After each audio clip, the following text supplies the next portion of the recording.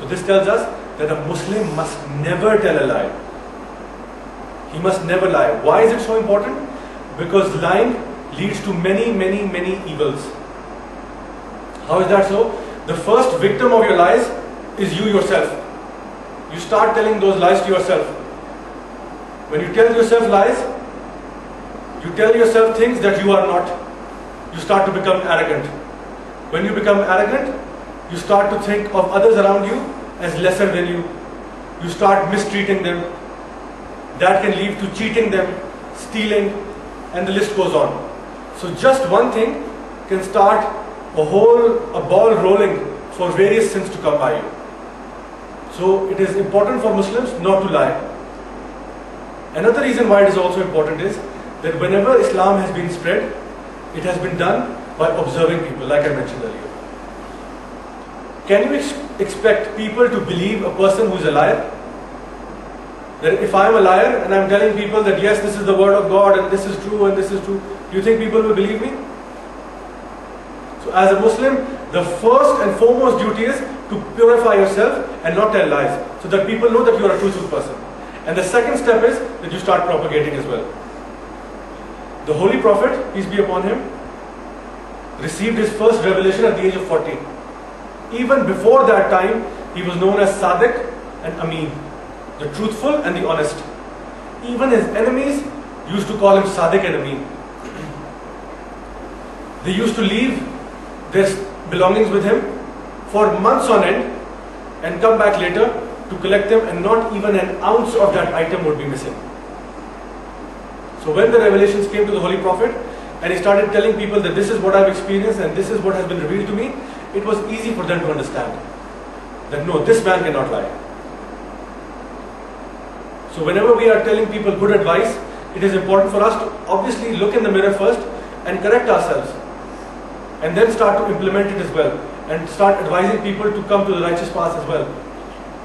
That's why this fact is so important. This characteristic is so important to being a Muslim. There are, however, certain conditions where it is permissible for a Muslim to lie. There are 4 conditions.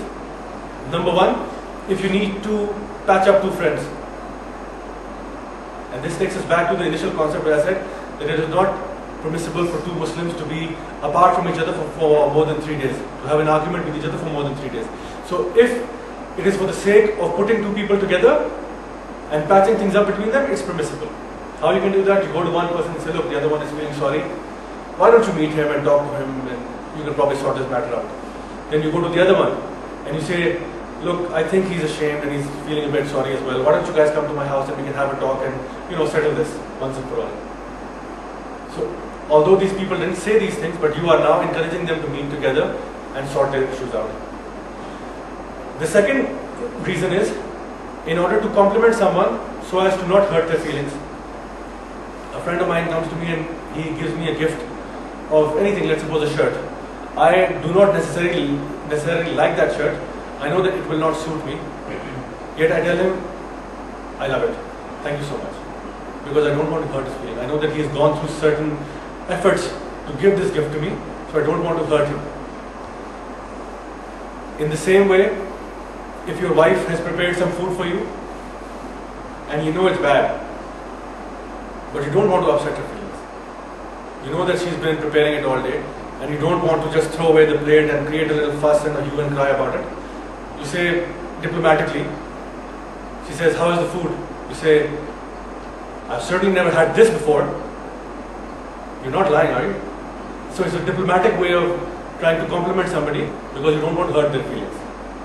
The third is if your life depends on it. Imagine if it's a battle going on and your enemy comes to you and he says, are you Muslim or a non-Muslim? And you say, I'm a non-Muslim. And he lets you go. So in order to save your life, you can do it.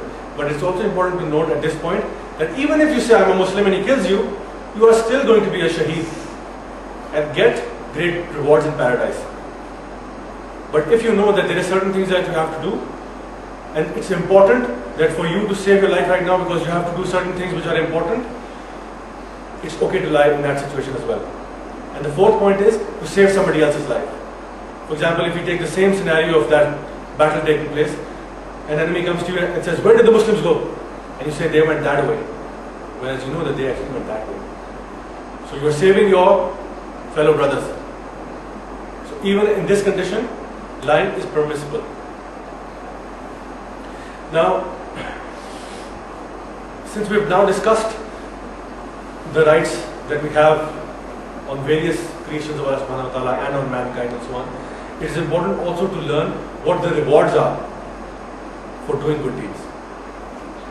I'll narrate to you a story of the Holy Prophet, the story of the Miraj, where the Holy Prophet went on a horse named Buraq, translated as lightning, to the seven heavens, where he was given a tour of the heavens by the angel Jibreel alayhi salam, and where he led all the other prophets in prayer. And when the tour continued on, there was a certain point where the angel Jibreel and the Holy Prophet reached, at which point Hazrat Jibreel alayhi salam said, I can go no further than this. Like I said to you before, that human beings can go to a level which is even beyond the angels, because we have free will. So angels are restricted to a certain level in heaven, but the human beings, if they choose to lead a righteous life, they can even exceed that level as well. So Hazrat Jibreel alayhi salam said, I cannot go beyond this point, you must go alone now, O Prophet of Allah. So the Holy Prophet carried on. And he carried on till a point where he realized that now he was in the presence of Allah subhanahu wa ta'ala. And he said what we say in our prayer, At-tayyatu lillahi was-salawatu wat-tayyibatu. All verbal and physical acts of worships are for you alone, Allah. And Allah subhanahu wa ta'ala replied back saying, Assalamu alayka ayyuhan nabiyyu wa rahmatullahi wa barakatuh. Peace be on you, O Prophet, and the mercy of Allah and His blessings. And the Prophet replied, Assalamu alayna wa la ibadillahi salihin. Peace be on us and on the righteous servants of Allah. So the Holy Prophet, even at that time, gave peace to all of his followers and all of his ummah, even at that point. The point to note over here is that Allah subhanahu wa ta'ala said, Assalamu alayka ayyuhan nabiyyu. Assalamu alayka, not Assalamu alaykum. Assalamu alaykum, when we say to each other, it means peace be on you all, even if it's one person. When I say Assalamu alaykum, I say peace be on you and on your angels that are sitting on your shoulder. So peace be on you all. So now when Allah subhanahu wa ta'ala said Assalamu alayka, he was saying peace be on just you, O Muhammad, because he knew that there were no angels present at the time. Because like I said, the angels could not cross that barrier. So he said peace be on you, O Muhammad. And at that time it was decided by Allah subhanahu wa ta'ala that the Prophet Muhammad, peace be upon him, and his followers will pray and offer salah, and offer 50 times a day. The Holy Prophet listened to Allah subhanahu wa ta'ala and made his way back down the levels of heaven until he met Prophet Moses. And Prophet Moses, we know, was the only prophet who could speak directly to Allah subhanahu wa ta'ala. All the other prophets needed channels, angels and so on. So Prophet Moses was interested to know what the conversation had been. So he asked the Holy Prophet Muhammad, and the Prophet replied saying that Allah subhanahu wa ta'ala has asked that myself and my followers offer 50 prayers a day. And Prophet Moses says, what, 50 prayers a day? No, they will never pray 50 times a day. Let's go back and get it reduced.